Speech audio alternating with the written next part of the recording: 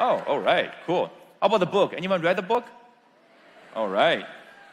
The Harry Potter is the best-selling book series in modern history.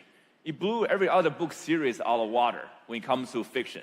When you think about a book that good, when it first came out, it'd be like every publisher on earth would try to fight among themselves trying to publish a book, right? That wasn't the case. The author, her name is J.K. Rowling, she had to go through 12 rejections to get her book published. Every time the rejection sounded very similar, right? What, you're trying to write a children's book? It's about dark magic? Or there are people dying in the book? Oh, the book is this big? Oh, come on. I mean, try something new, get a real job. It's on the 13th try she also got rejected, but the chairman of the publisher gave the manuscript to his granddaughter, who would not put it down. She just kept reading and reading it until she exhausted herself. That's where like, wow, maybe we should try this. So they published the first Harry Potter book under very low expectations, and the rest was history. Think about it. If it took J.K. Rowling's 12 rejections to get Harry Potter published, how many rejections do we have to go through to get ourselves published, to get our business published, to get our ideas published? Rejection is a numbers game. You go through enough no's and becomes a yes. Then rejection is an opinion. Opinion. You know, I think we need many things in this world. We need more love and sympathy, understanding, faith, and definitely more bathrooms and free drinks. But one thing we have plenty of is opinion. If you don't believe me, just get on the internet, get on Facebook, or turn on your TV. Everyone has something to say about something, and they can't wait to tell you how they feel about something. Opinion is like the cheapest resource on earth. It's completely renewable too. But rejection is nothing more than the opinion and preference of the rejecter. It actually says more about the rejecter than the rejected. In these 100 days, I could say the same thing to 10 different people. Someone would say yes, someone would say no, someone would smile and give me a high five, someone just couldn't wait to get away from me faster. I was the same person, making the same request, but it says everything about that person's state of mind, or maybe what happened to him or her the night before, or maybe it's a lifelong of understanding, journey, education, prejudice, who knows? It has nothing to do with me. But when it comes to rejection, we think it's all about us. Because we're the heroes of our own movies, and we're the center of our own universe. That's why rejection felt like an indictment of who we are. And every acceptance felt like a confirmation of a merit. It's not. It's an opinion. And then lastly, rejection is growth. It's growth. I mean, I read many self-help books, watched many motivational videos, I took many courses, but none of that helped me with my fear, which held me back for years and years from achieving my dreams. But as soon as I stopped running away from rejection, I started embracing it. I started putting myself in front of real people, getting real rejections. I gained so much confidence. At the end, I felt I could ask anything from anyone, anywhere. And this doesn't just work on me, it works on everyone. It's a great leadership tool. So I was working with this CEO from this large real estate company in California.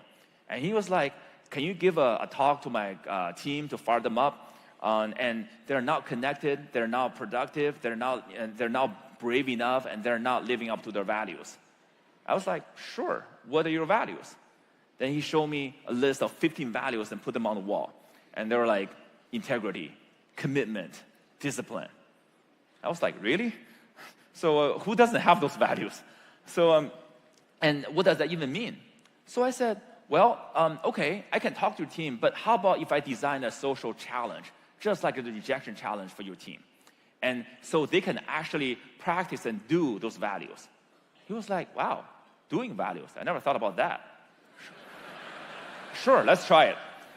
So I took everything I learned from rejection therapy and social psychology, and I designed a 30-day executive leadership challenge for his team. So the CEO and the whole team were participating. Every day, they would do something about the value they were trying to learn.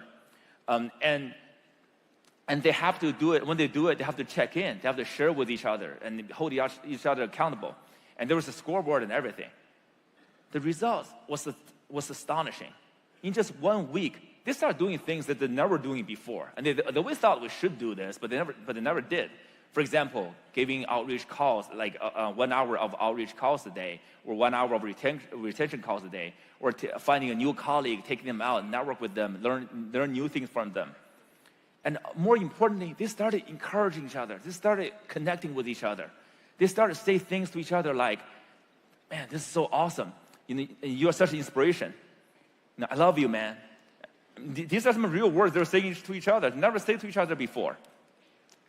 Often, and also this type of increased activities, and accountability, and also camaraderie had a direct impact in their business. They just had their best month of the year. So when it comes to leaders, we think we need many tools and knowledge for ourselves and for our team. That's why we come here. That's why we learn. And that's why corporate training is a $100 billion industry in the United States. But the truth of the matter is, you can learn a lot of things, but most people will learn and then forget about it very fast when it comes to soft skills. And even if you retain the knowledge, you don't put them in practice often.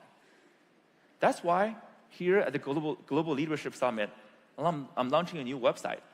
It's called dareme.com. Dare me to learn, dare me to lead, dare me to grow, dare me to get rejected.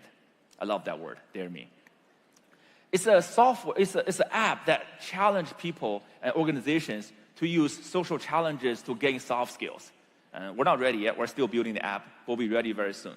But while I'm building this, I'm inviting the leaders to work with me to run an alpha program to test with your team.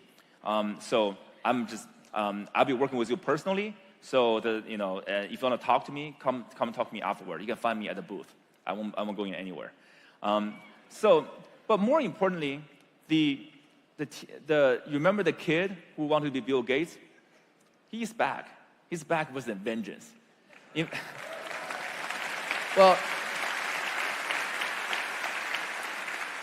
in fact, he never left me.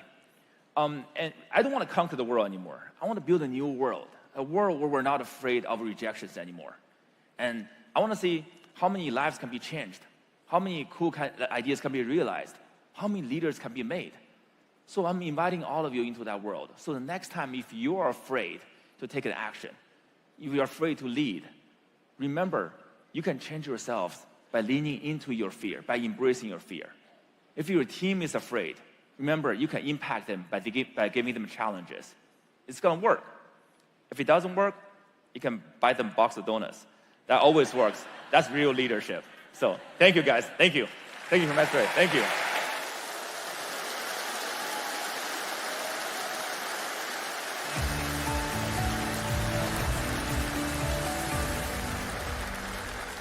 Oh my gosh. What an incredible day this has